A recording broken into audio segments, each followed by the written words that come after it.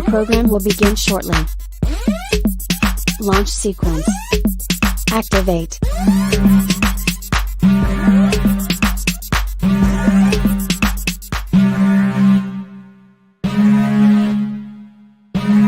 Warning, the following content is not politically correct. Viewer discretion is advised.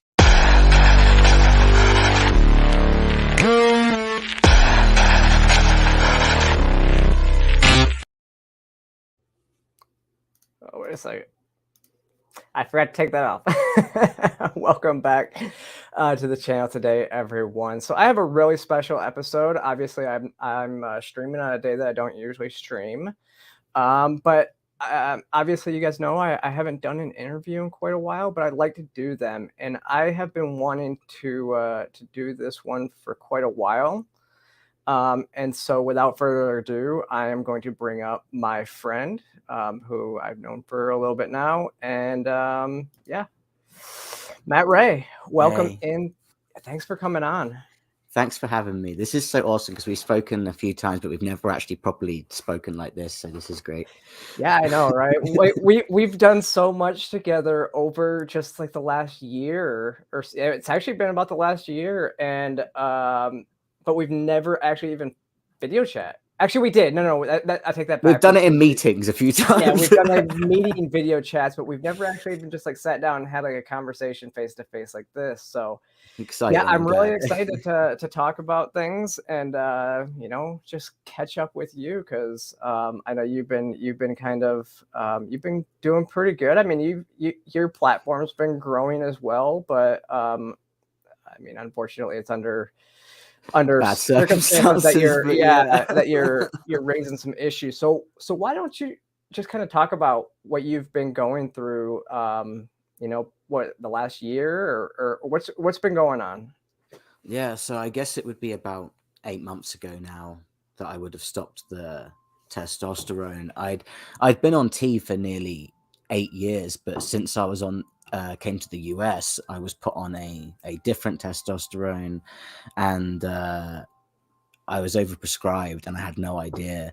And so within being here since 2021, my health just deteriorated, and it started off with just heart palpitations. That's what it began with, but they became more concerning as time went on. And then I started suffering from cystic acne. And acne is one thing I was told that you can get when you start hormones when I first transitioned, but it never happened before. It only happened now, and it was beyond anything I imagined it would be. It wasn't how they said it would be. It was cystic and painful. And so it got to a point where Jude was starting to worry about me because I was very lethargic as well. And we ended up having this discussion with, you know, is this a good idea for you to be taking this anymore? And after a few weeks of umming and ahhing about it, it was starting to get scary with the heart palpitation. So I stopped, and I was hoping that would be the end of everything, but things only actually got worse. And partly because my body was in shock where it had been on the hormones for so long, and also because of the overprescription. And I found this out when I went to the doctors and found out that because I'd been prescribed what I had been, my liver was working overtime. The testosterone levels were causing me to be in the bracket when it comes to menses of a premenopausal woman, a postmenopausal woman, and a pregnant woman. So my whole, crazy. That's really, it sounds wild, right? So, how do you hit pre and post plus? But you know, like, it makes sense because right now, so like, I know it's gross details and stuff, but like, we got to be honest with these things. Like, my cycle has come back, but I'm still getting the hot flushes. So I am experiencing both. It's really been horrible. It's been intense. And I've seen another doctor now, and I've now got neurological issues due to the overprescription as well. So I have to see a neurologist. We were speaking about it briefly just now, but I'm waiting for my referral to arrive at the neurologist. So it's been really, really scary, and it just worries me even more for these children, because I know I'm not the only person who's been experiencing these issues. In fact, they say that detrans and people with health issues from this are a very slim amount, but there are so many people coming forward, and I'm beginning to realize that we've all just been gaslit in a way. Yeah. Yeah. So, because we talked a while ago, and you had mentioned this was before you found out like what the issues really were. We had talked about because it was like when you came over from the UK, that's when you started realizing it. And at first we thought it was the type of testosterone that they're Yeah. giving people. But are you finding out now that it's more so just doctors not prescribing it properly? Is it the type of testosterone, or is it just basically the what is it, the medical malpractice that's happening? I think it's a combination of both, because Buck Angel was really concerned when he found out what was going on, and he called me up and he asked me what testosterone I was taking, and I told him it was the Cypionate. And he said that every trans man he knows who is also on Cypionate has been having similar issues.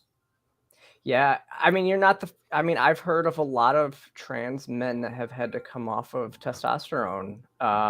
They still, everything, and that's wild though. And that's the problem is we need to get more studies, especially, now I think so. Well, first, have you started to look at, what's your plan going forward? Have you looked at possibly holding manufacturers liable, or even you're suing your doctors at this point? Ryan reached out to me from the Gavel Project. He's an attorney, and he worked on the documentary Cut Daughters of the West that had the premiere recently. He was the attorney in that. He's reached out and he's willing to help. Okay.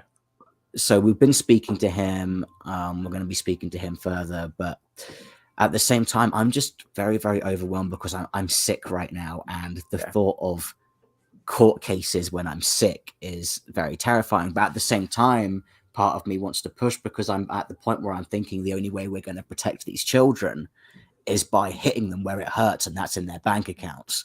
No, because that's they've made it into a money-making business. That's what it is. Yeah. They've turned people into cash cows. Even people who have successfully transitioned or having any issues like yourself, like, we're still cash cows. They're it's permanent. No, you're absolutely it's a right. business. Like, yeah, when I got into it, I knew that I was going to be doing this, on these drugs for the rest of my life, and it was worth it to me, at the time. And yeah, me too. That at the time, I wanted to be on T.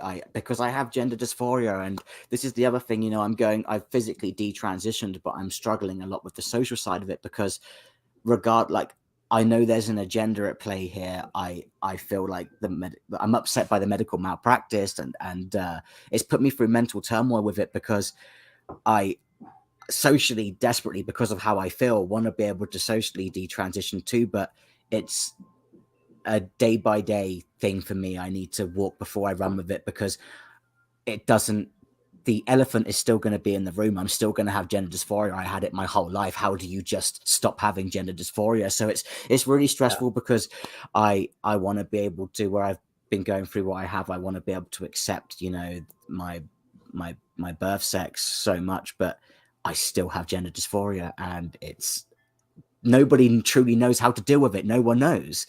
Yeah. It's not understood. Well, and that's what we hear sometimes a lot with just the detransition community, is they have now reverse gender dysphoria, right? To where they wish so much that you could go back to their biological sex because of where they felt like they've gone through. Yeah. But you're right. I've said it quite a bit too. Like, even we're banning it for children in so many states. But I think that the only way to de-incentivize it from doctors is lawsuits.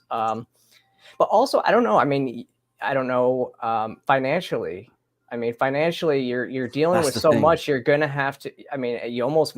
That's what's gonna have to help you financially be able to pay for the harm that they've caused you, anyways. Yeah, You're right. It's just like a double-edged sword in so many ways because there's like Yeah. pros and cons of all of it, and I want to help the kids. So if I do choose to go ahead with it, it will be mostly for that, because I think some people, a lot of people actually, it's all well and good telling them something, but if they see the damage that something can cause, then they're gonna start listening. And Yeah. these doctors and stuff, they don't care. They just care about this. But the public, those who are confused, they need to see too, because they even Yep. gaslight people like Chloe, and it's unbelievable because she was so young. No, you're absolutely right. Now, I mean, you've just done some incredibly brave things too. I mean, you've posted your videos of what you're actually going through, and I mean, you've said that that's what you're doing it for, so that people can actually see the harms that Yeah. are taking place to people. I didn't want. This has been going on for a bit. These seizure type spasms, they've been going on for a while, and I never thought anything of it. But then that day, it was extra bad, especially that night. And I thought, all these people who are saying this stuff is safe and are doing this to kids, I was like, I was struggling, but I was like, Jude, just do it, because people need to see. Yeah. And I've barely been checking my notifications, to be honest, for a while, because it was being very vulnerable to post something like that. So I've been a bit embarrassed, and people have said to me not to, because for one, I can't help it, but it is embarrassing to show something like that. Yeah. Because it's your most vulnerable. But I just think it's so important, because there are people who think that they're doing good by pushing this on children and adults, like, whether someone agrees with transition as a whole or not, you cannot tell an adult what to do. And this is why where people who attack us for saying that, they're not really listening, because an adult can do what they want at the end of the day. There's nothing, you can only warn them. And some people, they don't have the issues, and I pray that I pray that you never do. I pray that Buck doesn't. But when the amount of people who do have issues, you can't do this to children, especially when they're not mentally or physically developed. It's pure evil, and I don't know how they can think it's the opposite. It's crazy to me. No, you're absolutely right. I mean, especially, and this has always been my thing, is especially when it comes to female to male. I've always had more of a soft spot in my heart, I guess, for male to female, because that testosterone is such a powerful drug, where females can actually wait to go onto it because it's so powerful, it will override most of their female puberty, where testosterone, so powerful, estrogen doesn't. At the same time, I don't think that, as I've learned more and more, I don't think anybody, not even males, should be transitioning young. There's stuff you can do to become passable, and you can do so much stuff even as a child that's not permanent to, help with dysphoria along the way until you get to a proper age. But you're right. I think adults can do what they want with their body, but informed consent has to be informed. And that's one of the things that I think, especially with what you're talking about now, I think that and this is why I asked about manufacturers, because, complaints need to be submitted to the FDA to get that type of testosterone pulled off the market. And people need to know that there is a specific testosterone out there that is causing issues. And so, like, you raising that up, and that's an important issue, is it may not even just be testosterone in itself. It could be the manufacturer of the testosterone. Yeah. Now, what's your timeline? So when did you start on testosterone, and then when did you move here and start on the new testosterone? So I thought, because I don't have my records here with me, I thought I started T at 26, but I started it at 24. I went back and I realized how I got to like the nearly 8 years. Yeah. But it started off with, the UK will be quite different with how it goes about. I actually went through my treatment at the Tavistock, which got shut down. That was Oh, where yeah. I went through everything. And when I look back at my experiences, I can completely understand why. At the time, you know, when you know what it's like when you want to transition and stuff, you don't see the red flags and things. You kind of just think, I want this. You don't really Yeah. think about whether you're, you know, getting whether it's going the right way. And I remember being quite surprised about how the psychiatric evaluation went, because it didn't feel very much like that at all. It kind of just felt like they were asking me how I felt, and obviously I said I felt like I was a man, because that's what you would do. That's what you And tell then them, they yeah. asked me if I was in a relationship, and at the time I was, and they were like, okay, that's good. There was no real questions like that you would think would be linked to the gender dysphoria, or whether this was the right path for you. And so the next step was they did some blood work to see if I could handle the testosterone, but this was at a different appointment, and there was quite a long waiting list, because in the UK, the Tavistock was the sole clinic, so Yeah. there was long waiting lists for it. But take out the time in between the appointments, the actual process was fast, because it was first appointment, tell them how you feel, second appointment, see if you can handle T, hormones, top surgery. You know, the next one would have been the hysterectomy if I'd have still been in the UK. And really? It would have been that quick to get a hysterectomy? yes, because they told me when they signed me off for my top surgery that the next time they would speak to me would be about that. And how long in between, like when you started to top surgery to hysterectomy, would have it been? There was a waiting list because I went through the NHS. So Yeah. I had to wait quite a long time for my top surgery. But if you're private, it's a whole different story, because Yep. my cousin actually came out as trans as well, okay? And my cousin went private, and I couldn't believe how quickly he was put on T. I couldn't Yeah. believe how quickly, and then the top surgery too. It was, you Yeah. know, like if you've got the money, it's like a Disney fast pass. You just go and just speed it up. Well, I mean, no, you're absolutely right. Actually, I was talking to Josie, the redheaded libertarian, on Monday on the show, and she was trying to say she thought that the Tavistock Clinic had such a long wait list because that's kind of how it was, like they were doing things right there. And I said, no, actually, that's just the flaw of socialized medicine. It's because it was it the takes only so place. long. But that's what's actually what's been happening. What was happening too was that, especially in like this countries that have socialized medicine, is as it became a trend, as the spike started happening, the wait list got longer. So actual people with gender dysphoria were not getting treated, and those that were trending, or, you know, doing it for a fad, they were taking all the spots, and so it was making it even harder. Well, I noticed some things when I first started going to the Tavistock. It would be just me and like one other person in the waiting room. It would be really quiet. But by the time I went to my appointment for the top surgery sign off, there was so many people in that waiting room, and I noticed some of them. And I don't know if they were really young or on puberty blockers. I don't know that, but there were younger looking teenagers with parents. So whether they were being put on blockers, I'm not sure, because I know the UK used to be really strict, and it was 18 and over for transition only.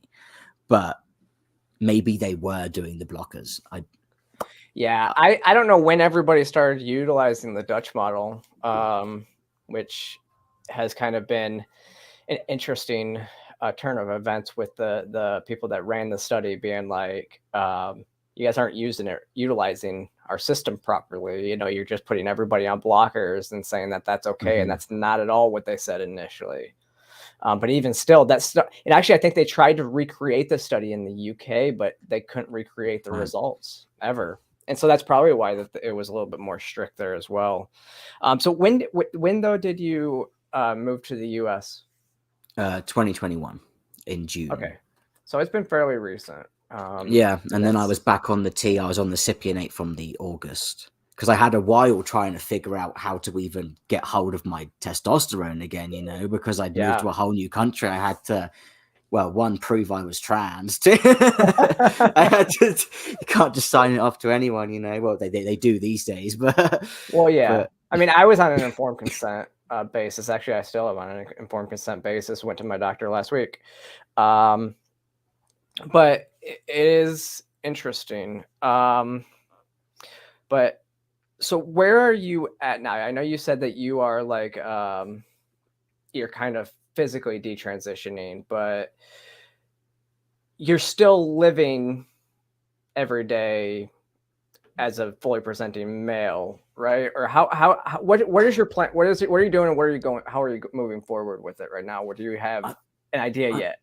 I'm really struggling because it's growing back a bit, but I have been trying to shave this down. I've been trying to trim this. I've been trying to be clean shaven, but it's just, I just look like a dude, you know, like Yeah.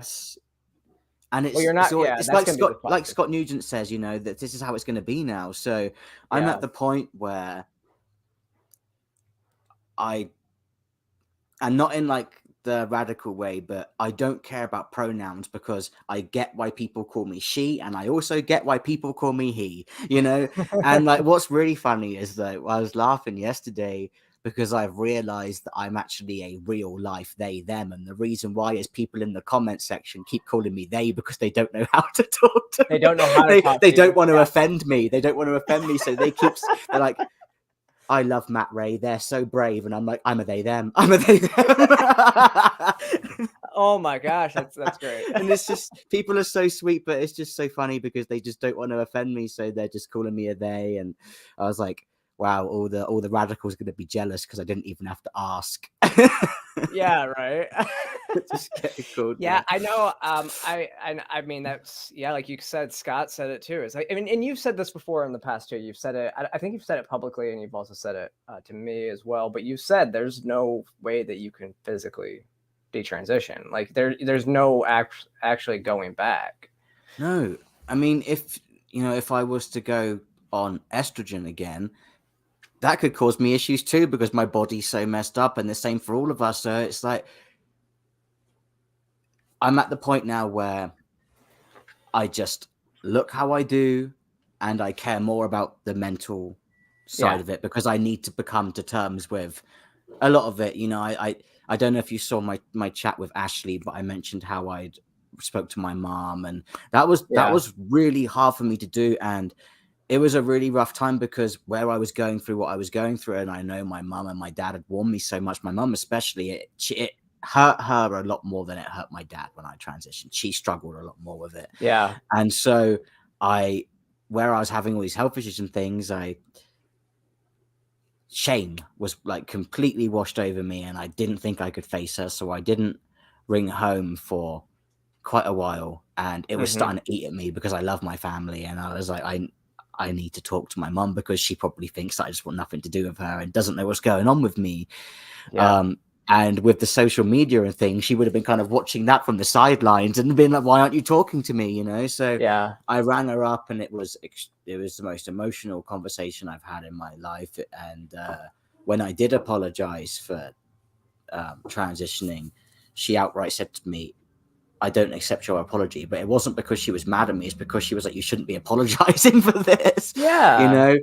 But I do feel like I have to at the same time because I don't know, I'm going through that stage of it all where I've got a lot of guilt and I need to forgive myself, you know. But really, it's stupid because we all make mistakes. Everyone makes mistakes. Yeah. Now I know. Now you've also said that you don't.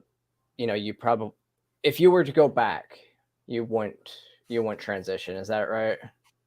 Yeah, and mostly because it's just not worth this what I've been going through, you know. Yeah.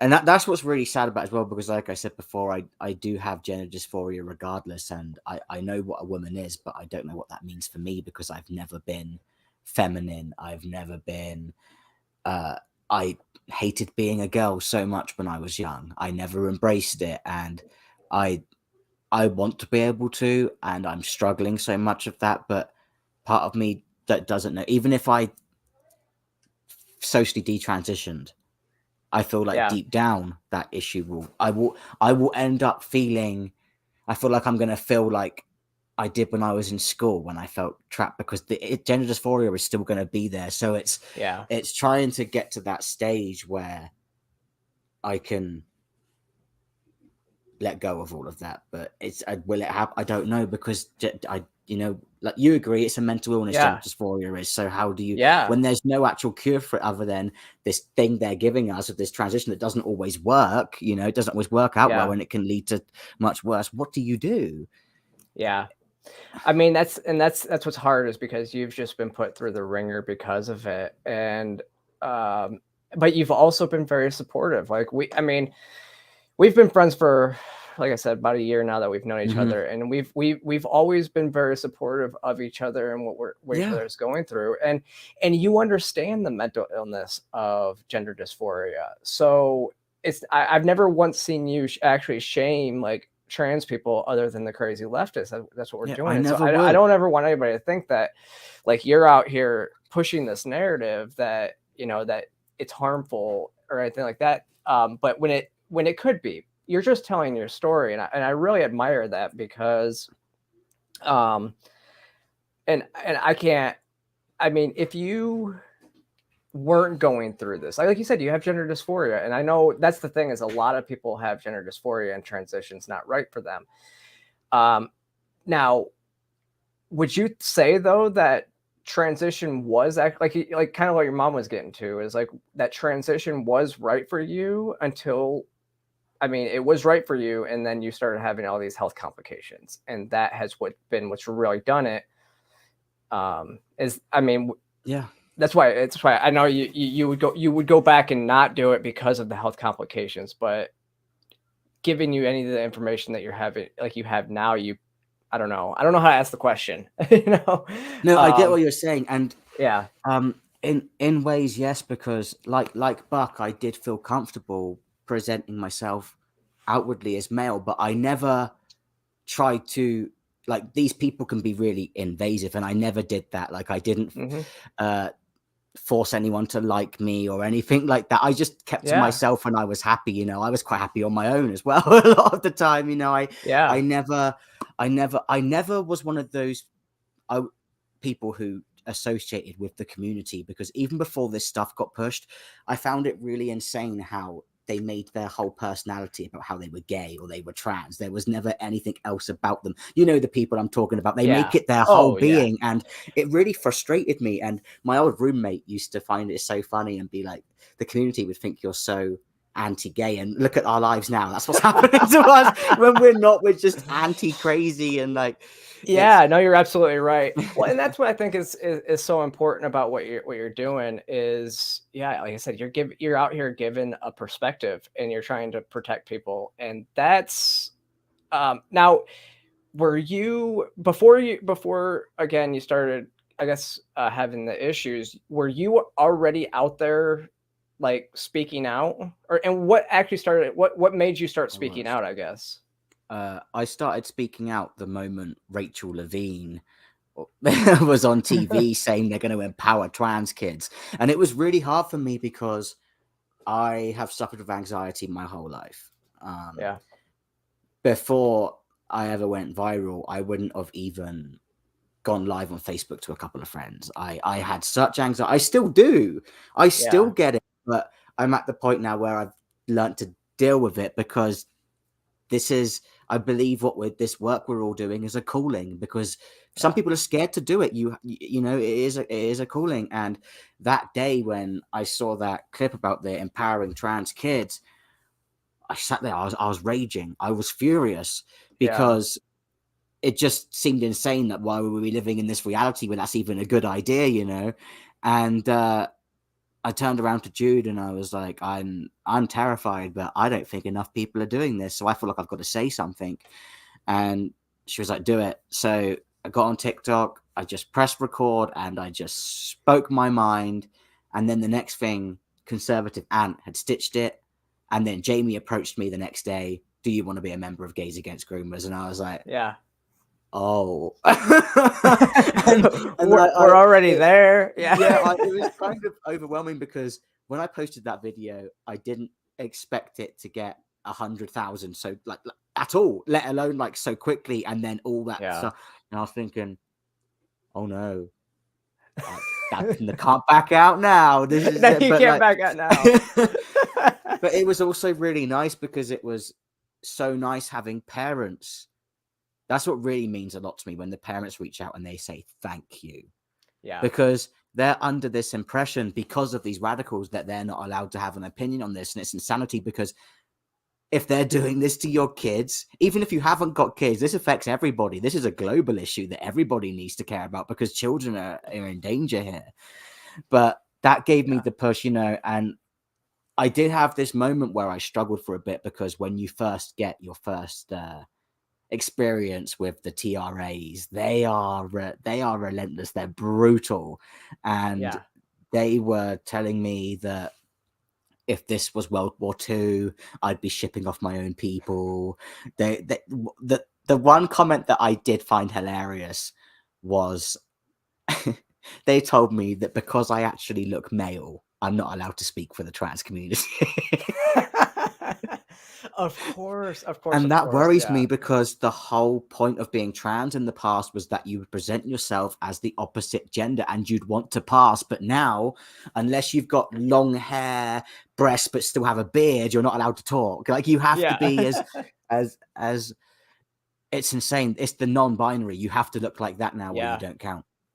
No, you're absolutely right. I mean, you have to, like, and if you even use the term transsexual, it's, you're cascaded, because that is it's harmful. That's now a slur to them, but you can't, cis is not a slur, I guess. It's so, but it's passing privilege. Passing privilege. That's the other thing, is you have passing privilege. I get that all the time, and it's so rude. Or I get told that I'm not really trans. that one really gets me, because I could prove I'm trans in seconds just by lifting my shirt up. The scars are there. These people, though, it's like when they said that Gays Against Groomers was a organization of straight white males. Even though the founder is a Jewish lesbian. I know, right? It's funny when all that starts to happen, right? It is really interesting, because now I'm talking to you, and I was hanging out with Shapeshifter last weekend. And it's so interesting, because now it almost seems like you guys are kind of in like very similar boats, because Shapes is just doing Shape's thing, and it's hard, and that's the same way. It's like, and Shape also pronouns will never look male. Shape cannot look male. And it was really sad when Shapes was saying, look, I've detransitioned, but if the police came to my door right now, they would think I was the woman, because this, and it is irreversible. Meanwhile, these people who are pushing this agenda are saying that it's not. No, I mean, there's things that, I mean, I don't think that, well, I could never go back, because I've had surgery and stuff like that. So there's so much there that it's not reversible, especially when you get past a certain point. And actually, like you were talking about facial hair earlier, if you're a male and you've had your facial hair removed, then it won't come back. Like, even if you start testosterone back up, and mine's going to keep growing. Well, it is. That's what people don't realize is, so that's testosterone. Once testosterone, the facial hair is actually one area where once testosterone hits it, you have to get electrolysis to get it taken care of completely. As well as the voice. The only thing they say is that if you stop taking the tea, any hair that hadn't filled in yet won't fill in, but the hair that had will forever come back. And I have a full beard, so it's gonna keep coming back. So you're gonna be right around there. It's gonna be good. It'll be okay. It's either just accept things how they are, like Scott Nugent has, or be the bearded lady from The Greatest Showman. And I don't know what you'd pick, but I don't think I want to be the second. It's no, that's the same with me. Is I wouldn't want to. I couldn't detransition. Obviously, if I've had surgery and stuff like that, there would be no way. It's like it's either you're a man with a vagina, or you're Yeah. you just live the rest as a woman. But I mean, personally, I cry when I think about detransitioning. I don't think I could ever go back to living that way, like living as a man. So it's like I said, it's been good for me, and it's just, I mean, it's always hard, especially when now you're suffering from dysphoria again, just because of stuff, your body going back into its own, right? Yeah, I mean, it's the dysphoria is never going to go away. Even like I've said, I want to reach the point where I can be comfortable with my birth sex, because I've already made the physical step. But at the same time, I know that deep down that dysphoria is always going to be there. And Yeah. so, and I don't care about my appearance anymore, because I know that what's done is done. So if I do socially detransition, I know I'm always going to look like a dude. And I know whenever I go into the shop or something, people are going to still call me he. So it's Yeah. going to be the opposite. Before I transitioned, I hated being called she, but I didn't pass back then, even though I thought I did, because mentally, even when you don't, you think that you do. Yeah. No, you're right. Because you start living the way you do, so you feel that way, but then your reality gets shattered often. And I'd get called she, and it would crush me. And now I'd have the opposite, because if I did try and live as a woman, everywhere I'd go, they'd be like, sir, so it's like, it would be oh the my gosh, opposite. it would happen so much. You're It's absolutely kind of right. hard. It's hard. And so I've had my moments of crying too about detransitioning, but not because I don't want to detransition, because I've made that choice, but because it's never going to be simple. Yeah. It's this journey, even if you try and reverse it, is continuous. And it's not as easy. And I think people need to know this too, because the people who are detransitioning, they are really brave. The people who have fully done it, who have socially done it as well, I think they're so brave, because I get scared about it. I'm still trying to get there. I have little pep talks of myself all the time going, you can do this, you can do this. But the dysphoria is like a monster in the background, just looming over me, that's always been there. And when no one really knows how to fully address it, you can't necessarily get the help. Like, all of us detransitioners are just trying to work through this mess together without any real direction, because they have so much support that they want to give if you want to transition, but if you want a way out, you're on your own. No, you're absolutely right. And actually, it was just Texas recently. They had a bill, and that would force insurance providers, if they provide transition coverage, it would force them to also provide detransition coverage. And that bill, I think the legislation just it let the time draw out, so session closed without them even bringing the bill up. And I think it's insane that that wouldn't be something that you would absolutely say that they have to do, because that would help de-incentivize insurance companies from providing it, one, which would also help de-incentivize providers from actually providing the care. I don't understand why they would do that. Now, you talked a little bit about like the shame, though. I mean, because I wrote the article about the sunk cost fallacy with it. But it doesn't seem like that's where your head has gone. But like, okay, let's talk about your family. Like, when you actually transitioned, was your family? I mean, you said your mom was not super supportive, but how was that? And how has that been? I was actually estranged from my mum for about a year and a half when I first came out as trans. My dad, on the other hand, he just said, when you get attached, buy me a pint. He was pretty chill about it, but he's always been that kind of guy, and he would support me always. My mum does too, but at first she really struggled. I was her first child, and I think she'd hoped throughout my childhood that it would go away. But I was actually I was living socially as trans since 2009, so a long time before. Oh, wow. But I didn't start medicalization for ages later because I was still in college.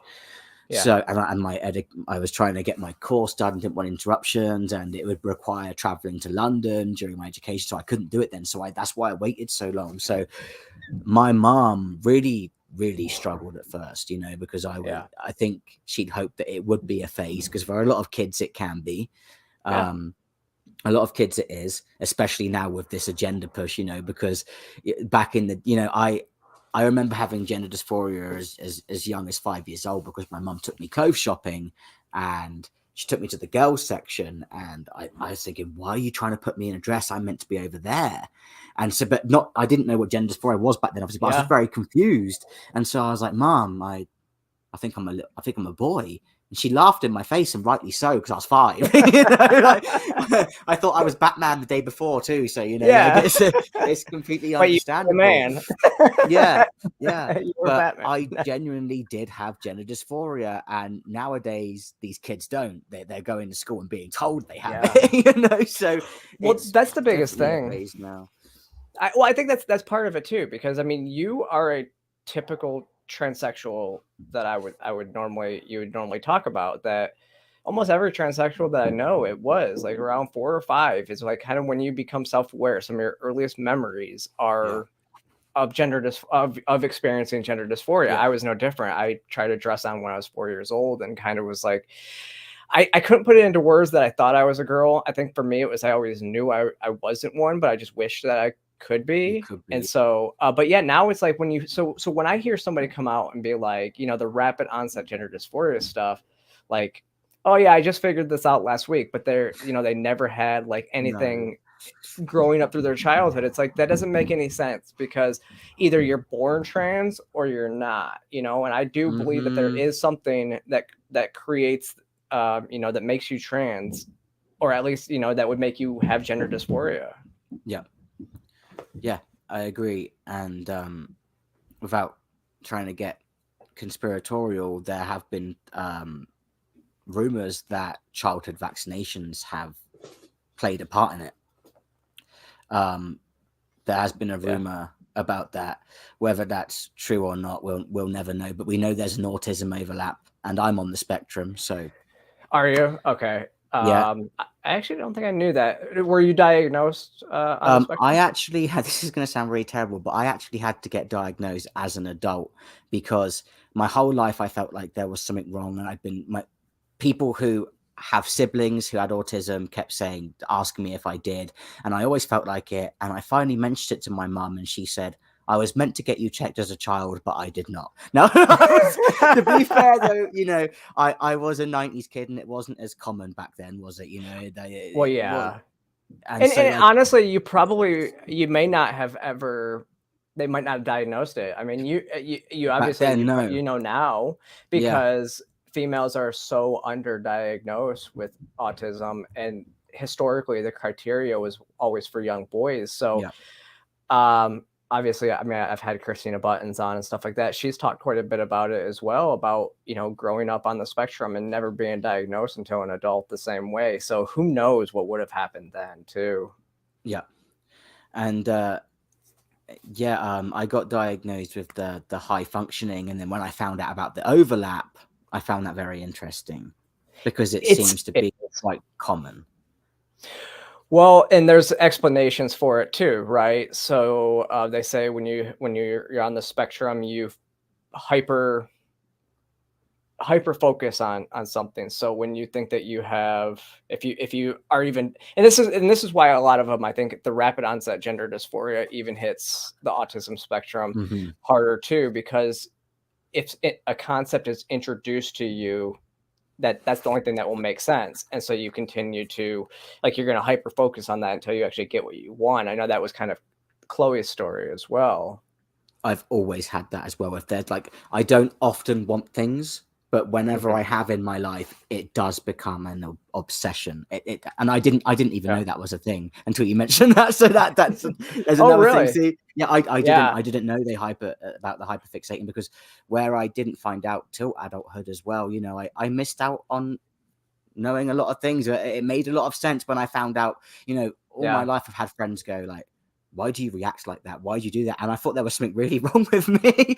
But when I finally understood it, I was like, oh, no, it's okay. It's just yeah. Then it starts to make sense. Like when you actually have answers, and I mean, that's kind of goes along with what you're doing now, is to hopefully now you have answers. Like, actually, I did want to ask you about what you're going through now too. What are the levels of testosterone that are normally prescribed? And because I know you said it like in post that it was like an extreme amount, not just like a little bit heavy. It was extreme. Well, the reason why my dose was extreme was because of how I was taking it. I've heard that some trans men are actually on a similar dose, but they take it differently. They're told. So my doctor, okay, she had never. It was a clinic in where we live that takes people with no insurance. She'd never dealt with anyone trans in her life, to the point where she was looking up on her phone when I went there, you know, Oh my gosh, what to do. yeah. So I was on 200 bi-weekly, but taking the full 200. I mean, you were like Buck Angel. I mean, this is the thing, is Buck Angel went through very similar stuff in the 90s, right? Yeah. Because he was like the experiment. But you would think that shouldn't be happening. And this is the harm of, you know, these people that want to force doctors to take trans patients, because they don't know, they don't have the expertise to actually treat like what you're going through. Yep. And the way it got overprescribed was when the doctors looked into the prescription, they sometimes start FDMs on that dose just to get the change, but then they lower it when they've been on it for a certain amount of time. And she had me on it continuously. So, wow. And I'd already been on it for nearly 8 years. So well, not at the time, sorry, it was about 6 years, but you can imagine what that would do. So I, in such a short period of time, got sick fast. And before I even stopped the tea, I was having the palpitations and things, which led to heart pain for quite a while before. But I was just, at first, I didn't know if it was because I was working out a lot of the time as well, and I was using pre-workout. So I didn't know if it was the pre-workout I was using or whatever. And then I started to realize that it was the combination of both as well was not good. Working out with the tea, it was getting the tea levels higher as well. It was raising them. Now, and that's the other thing. I you don't have to answer this if you don't want to, but actually, did you get the COVID vaccine? No. Okay. And I get why you're asking that. I've actually, I'd be dead. I'd be dead right now. I mean, I'm telling you, you probably would. No, you're absolutely for real. I would be dead. But this is the thing, because the symptoms I've had, a lot of people have commented, "Are you sure that it's not the?" And I was like, "I'm pretty sure, because I never took that." I mean, that's the reason why I asked the question. It sounds like myocarditis in some ways. When I was having the palpitation and things, it sounds like the myocarditis. But when my blood results came back, even though I was having trouble with my heart, it's not my heart that was hurt. It was everything else that's damaged that has caused that. So I was quite relieved about that, because if my heart had been, that's really scary stuff right there. So it really is. No, I talk about, and kind of going back to what we were talking about with autism, I've mentioned it before. I think there is some eugenics at play, right? Like, I don't know if it's some great global conspiracy, so I'm not saying that. So YouTube, please don't kick me off. But it's okay. We're streaming on Rumble too. But that's the thing is with with autism, it's like you're sterilizing all these young kids before they actually have an opportunity to do that. And because there's such a high population of autism among the people that are coming out right now, and they're highly impressionable, and will grab onto it and continue to run with it. And you're sterilizing them before they can even have the opportunity to grow out of it. It seems like that there is there's eugenics at play, that you're trying to almost sterilize an entire group of people that you deem undesirable. Yeah, I agree. And it's, I don't know, it's just, but I mean that's why you're well, let's talk too, because you're still in Gays Against Groomers, right? So I'm co-running Arizona with Robert Wallace right now. We are the state Okay. chapter leaders. And your wife is the communications director. So She is. I mean, it's such a great organization, and actually, so I do want to thank so LS 420 Stoner.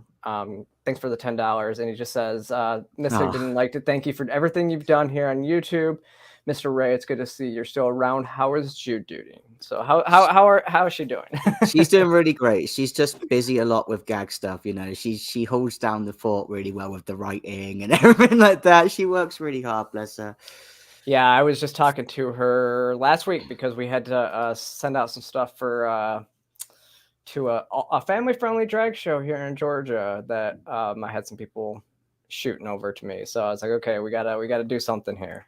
It always makes me sick hearing family friendly with drag show. I can't. It will never ever. It's just it sounds so terrible, doesn't it? And I mean, did you see the pictures I posted from that? I posted some of the pictures in the chat. I posted them in our chat group. But it didn't. I mean, we couldn't get videos from inside, but the next one we might. But I'll check them out. But I know they'll infuriate me for sure, because I can't believe that these parents take these kids to these things.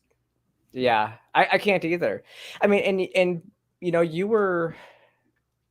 I mean, we were working hard on a lot of stuff, and obviously I'm still in gag, but I stepped away from doing a lot with the organization to do a lot of my own stuff, like the channel, and I'm working for Post Millennial and stuff. But I don't know if a lot of people realize, like, you jumped in and you took the reins of Trans Against Groomers, and we were moving with that a little bit.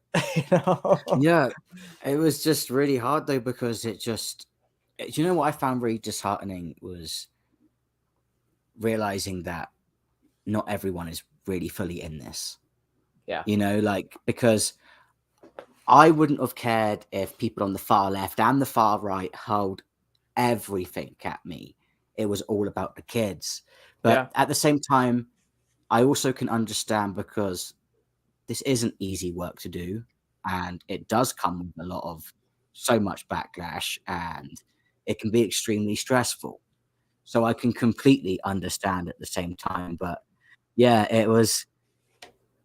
it's definitely a lot better just having gag, I think. Well, yeah, it is. I mean, that was, I mean, that's what people don't realize is how, and I don't think either one of us have really talked too publicly about, what happened there. And it was just very difficult to run. Cause I think you were part of the initial group when Jamie kind of came and said, hey, do you want to start this organization? And I raised the issue before we even launched Trans Against Groomers, and just said, we don't have the numbers. We don't have enough content creators to really be able to push it forward like we should be doing. Gag's got a stable of content creators, and we have a few. And then to get transsexuals to actually step out of their bubble is a difficult concept to do, which we're seeing happen now. But it's really hard to corral a bunch of people behind a single message, which is one of the reasons why Jamie has actually done great work, and it hasn't been without its struggles, obviously, because there are people who have left the organization and they attack, and it's really sad, because Jamie, I think she's an incredible founder. I have had nothing but great experiences with her as our founder. I adore her, and it's just really, really sad that people, even if they have their grievances, why they need to air it, because gag is a spearhead organization in ending this right now. So why would you attack it? It's really, really sad, and it does hurt to see. But at the same time, I haven't got involved with any of the drama, because one, that's what people want, and two, I find I love being in gag, and I don't want to have experiences that are unnecessary, which they are, trying to tarnish it, because I love fighting with people who care. I love this. Like, I don't want to have to do this work, and none of us do. It sucks that we have to do it, but it is so refreshing that people care. Yeah. No, you're absolutely right. I've always been one of these people, like you said, I don't care who you are in this organization. I mean, I always go back to like back in February when I was speaking at an anti-war rally. It's very similar. I don't really care what your other political beliefs are. I believe in single issue coalitions to where we can come together and fight a single ideology. And right now, what we're fighting for children, we should all be able to come together and fight that ideology. If you don't agree with my opinions on trans adults, I don't really care. Like, we shouldn't be focused on that. We shouldn't be focused on these other issues when there is something so evil happening to children. Let's work on children. And then when we get that taken care of, then we can go ahead and argue about the other stuff. And I have no issues working with anybody on that. It shouldn't be a left or right issue. And I was happy to see that a Democrat in Texas broke ranks and voted to ban sterilize, the procedures in Texas. So that surprises me, but it's great. That's it great. needs to happen more, and we should. And I mean, I posted. I think Gag actually posted too. I think Gag posted too, and it was like praising the Congress. When I talked about it on Monday with Josie, but it's like it shouldn't be an issue, and so when you actually see Democrats breaking ranks, that gives me hope to in a lot of these places that we can actually move this forward, because it shouldn't be a political issue. No, it should be we're protecting children. A few years ago, take the politics out of it, right? If someone said, "Oh, I'm going to transition a child," they wouldn't even finish their sentence. They would have been shut down immediately. But because people have thrown politics into it, society has completely forgotten what protecting children means. Yeah. No, you're absolutely right. There is something so crazy going on. And actually, I wonder sometimes too, if there are genuine people with genuine gender dysphoria who aren't actually getting the treatment that they need as well.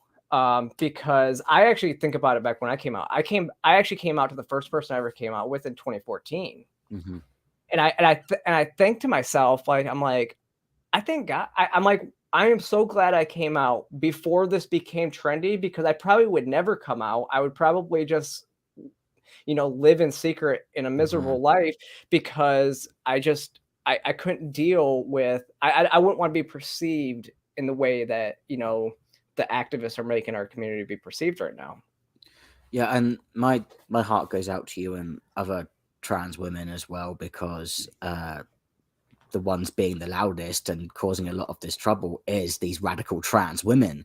So it's even harder being a trans woman right now than I can imagine it would be being a trans man, because there are some trans men that are saying crazy things, but you see it a lot more from the Dylans, and and it's just really it's hard. Crazy, it's crazy backwards too when you think about this, because the biggest spikes have been young females, but the males are the ones getting the most attention.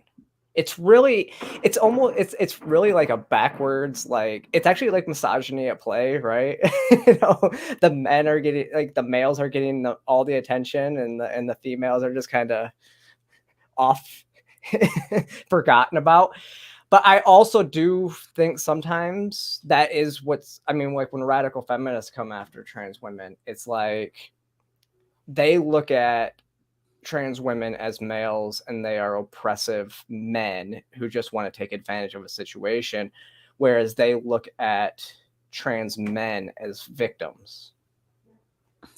I think it's because there is so much coming out about these predatory trans women who they'll be male their whole life, they'll rape and abuse someone, then they'll come out as trans, and it's become so repetitive that there's genuine fear put inside people. They are terrified, and it's really sad. Like, all of this stuff happening right now has caused so much mistrust in people, and I just never thought we'd ever be living through what we're living through right now. It really shocks me, and before I even started having the health issues, I started to feel embarrassed about being trans for the exact same reasons. Even being a trans man felt embarrassing because these radicals in the community that were mostly trans identifying were pushing this absolute insanity. And I remember having this quite sad chat with Buck Angel where we were both talking about how it really sucks because we both were people who just wanted to live our lives, and then we were in a position where we had to declare that we were biological females because people were trying to erase biology and erase women and everything else.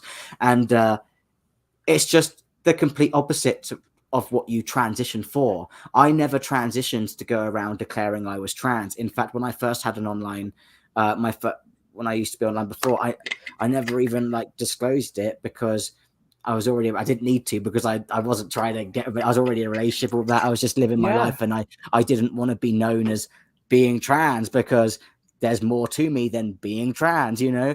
But because of this, my platform is pretty much all about that now, because it has to be, because I had to speak up for the kids. So like I said earlier, I never associate with LGBTQ because they were always talking about what they were rather than who they are. But now I'm in a position where I'm having to say what I am because I'm trying. We have to help kids. You're absolutely right. It's crazy, and you're right. It's so backwards. It's. I was on the, I think it was when I was on actually both podcasts I was at on Tuesday. I think I was asked the same question. Do you ever get tired of talking about this? I say all the time. I said, I didn't get it. I said, I would rather talk about anything else, because honestly, you're right. I wish I could just go and blend into society. Now, I started my YouTube channel to be do political commentary back in 2020, right? Mm-hmm. And now it seems like this last year, because everything really did kick into high gear last June, like right when it kicked into gear, and that's why Gays Against Groomers was founded. And that's when everything I do now is focused around trans issues. And I'm like, this is like, I'm like, it's like the least interesting. I mean, a lot of people think it's interesting. Personally, I think it's like the least interesting thing about me. You know, I always try to. So important. I always try to, whenever I describe who I am, it's like the last thing I like to mention, because I'm like, I want to talk about the other stuff about who I am as a person, and not just this thing that I did. Because you're right. I think actually in everyday society, people don't realize this. This is what's the difference between online and in person, is just like everyday society. I don't go around telling people, and I typically blend into society. Like, I just want to blend in. And unless I'm going to be like intimate with you, then I don't really need to tell you exactly. who I am. You don't need to go declare, like my friends and stuff. Obviously they've always known, but if you're just going out in public, do you need to go up to every stranger and go, "Hi, I'm trans"? No, you just. These people though, in this radical, they do. That is what they do. They build because they don't want to be whole life around it. Invalidated if you invalidate their experience. That's why they feel like they have to wear like these their pronouns written on their shirt, because it's their whole life is around, which is also why they take it so hard when it's why they take a lot of the what people say online and the misgendering and all that. They take it so much to heart because it invalidates their existence, where if you accept your reality, then it's a lot easier to handle all the other stuff. But it should, and like you said, it should be, we should all kind of still be like, we're protecting kids. Like kids should not be able to go through this. And I think that's the most insidious part about it, is so many, and I'm not even going to call them trans adults, because I actually wrote an op-ed couple weeks ago, maybe a month ago now, that was talking about how when you're looking at these activists nowadays, they're not even trans. Like, there was nothing trans about them. No. They're speaking for us, and they're causing harm to us. And I think some of that's by design, though. 100%, it is by design.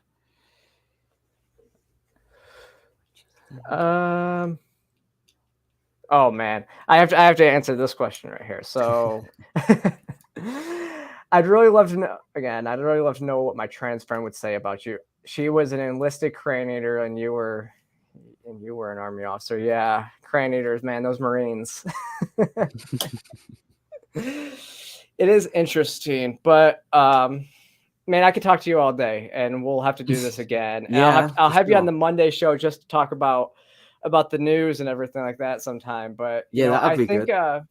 I just wanted to first just actually, why don't you just let everybody know where they can find your content and where they can go to help you out. Now, did Seek from Mom Army, did she create a GoFundMe for you? Did, yeah, there's a Give Send Go for me. The link Okay. is givesendgo.com/Matt Ray, MATTREY. Any help is so appreciated. The medical bills are insane, and it's really overwhelming for Yeah. me as well, coming from the UK and then facing like the worst health issues I've had in my life, and in a whole new system where it's like it's not as simple as just going down to the doctor and getting help. It's like the No, money, and no, it's absolutely. crazy. So, And then I'm on Instagram and Twitter. It's Matt Ray, and then TikTok is still Matt Ray. okay. Yeah, I think I have your Instagram and Twitter in the bio, but just send me the links and I'll put Sure. the Give Send Go in the bio as well. Absolutely. But again, I want to thank you for coming on and doing what you're doing, because obviously, like you said earlier, you're opening yourself up, you're being very vulnerable, and you're showing people the dark side of an issue that so many want to hide the dark side, right? It's like, I mean, that the person that died from surgery in 2016, Oh. nobody knew about it until like 2 Mm. weeks ago, and it's like there's such forces out there that are doing everything that they can do to hide it, but Yep. you're out here, you're showing it, and you're speaking about it, and it's really powerful what you're doing, and just I wish you all the luck and everything, and I hope I'm just praying every day for you figure out something and you can start living your Thank you. life pretty normal pretty soon. So thanks for Appreciate coming you. on, and we'll do this again. Definitely. All right, y'all, so thank you all for joining in the chat. I appreciate it, and go follow Matt. Go donate what you can, if you can, to the his fund. Like he said, it's a little bit different, and even if that fund turns into a